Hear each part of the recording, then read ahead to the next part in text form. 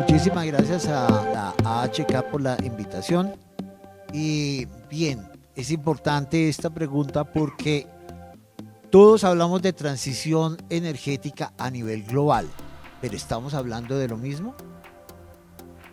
Y al punto hay que mencionar que en Colombia la transición energética se concibe como todo un proceso orientado a transformar el sistema energético nacional mediante el incremento sostenido del uso de fuentes no convencionales de energía, mediante la reducción de la dependencia de los combustibles fósiles,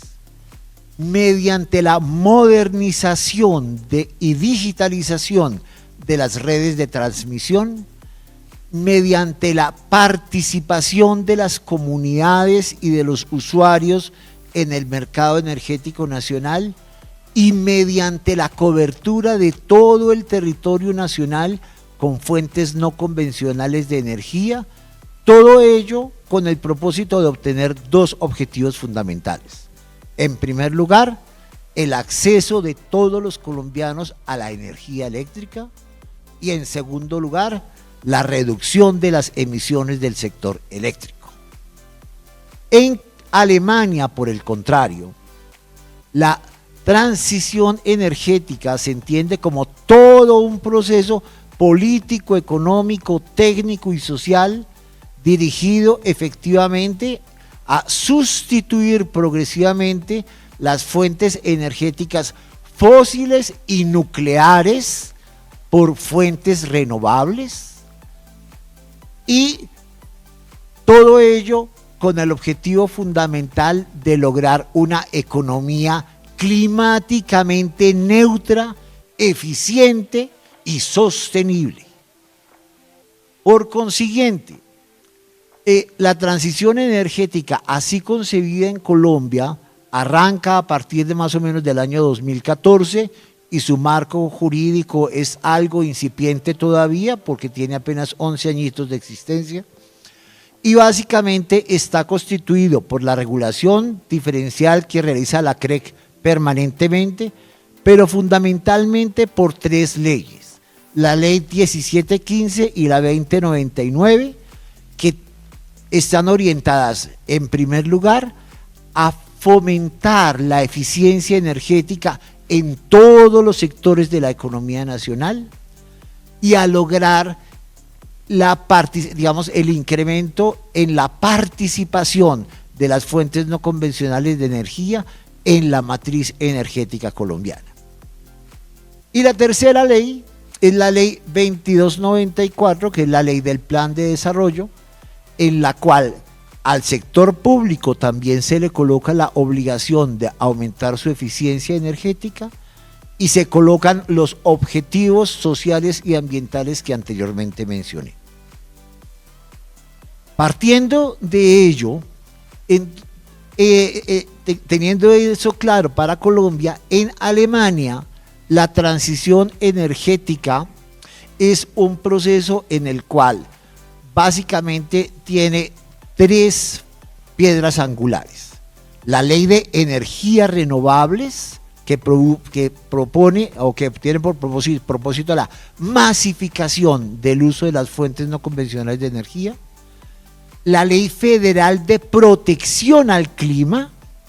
y el denominado Plan Nacional de Acción Energética y Climática,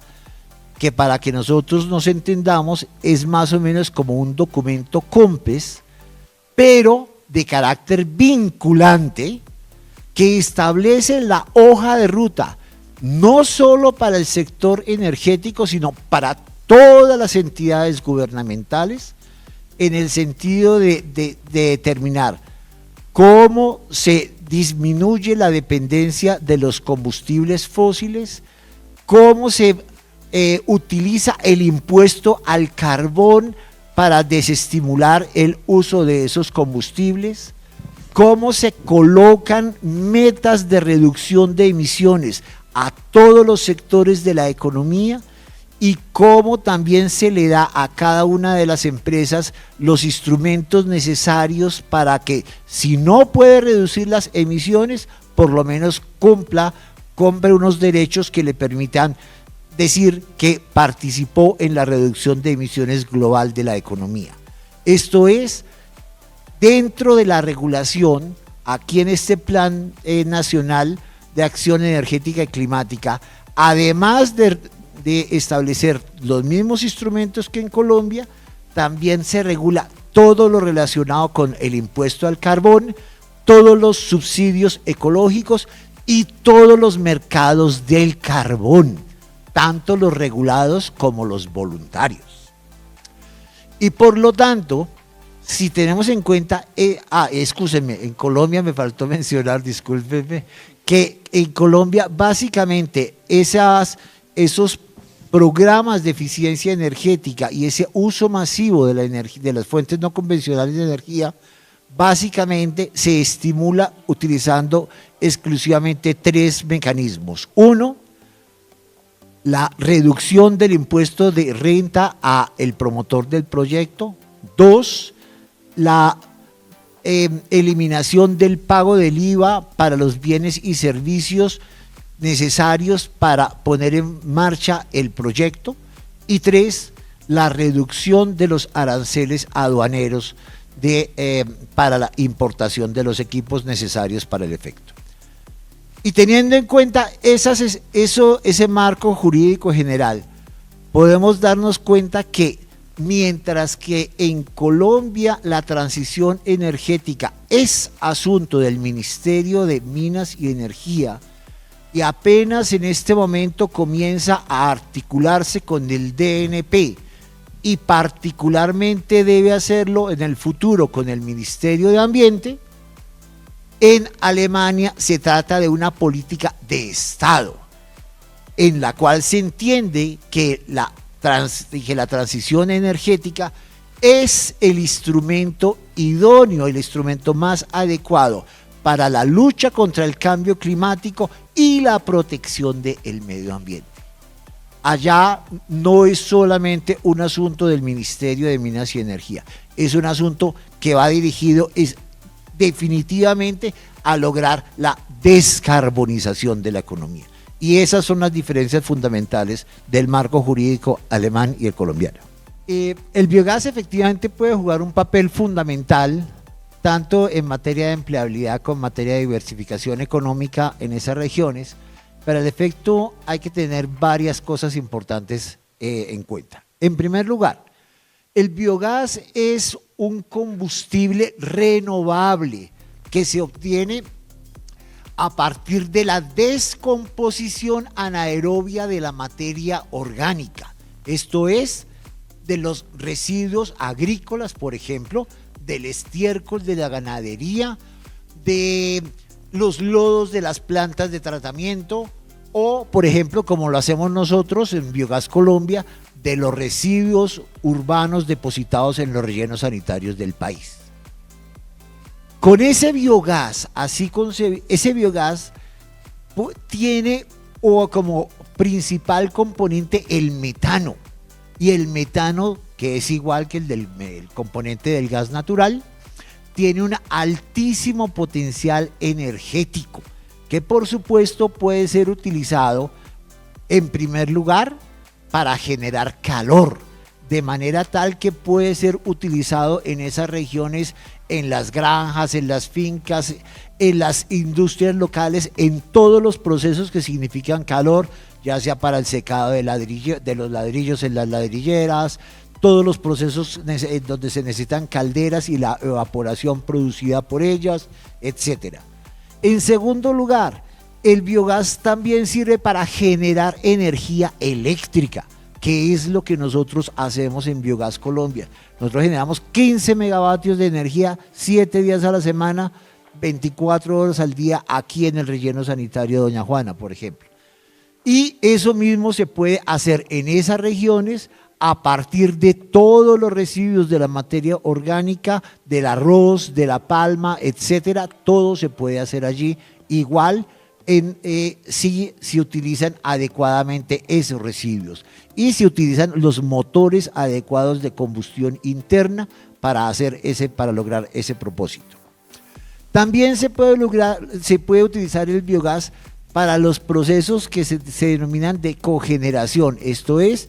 generación de energía térmica, calor, y generación de energía eléctrica, que por supuesto es enormemente importante en todos los procesos de agroindustria que se pueden desarrollar en esas regiones.